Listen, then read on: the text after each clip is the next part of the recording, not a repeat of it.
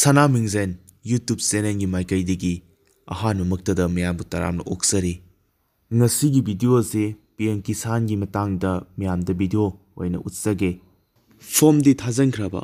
thajaliba form adu approve tawrabra natragana tawdribra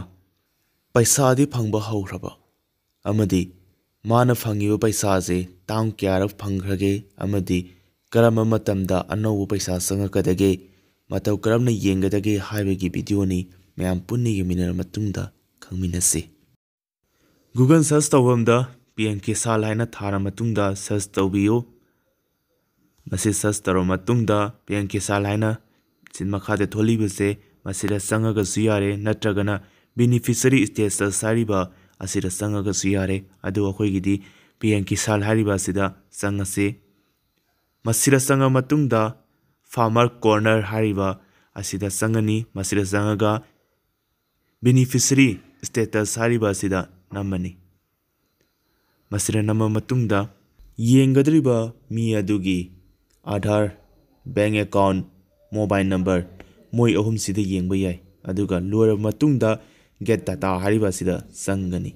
Aadhaar card oragana Aadhaar card ta nambiro bank account oragana bank account mobile number oragana mobile number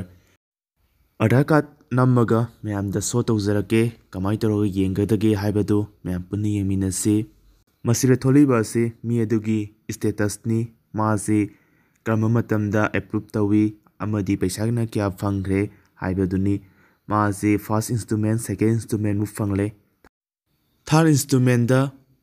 payment status sida waiting natragana FTO is generated haina tharakpa ngaibigadabani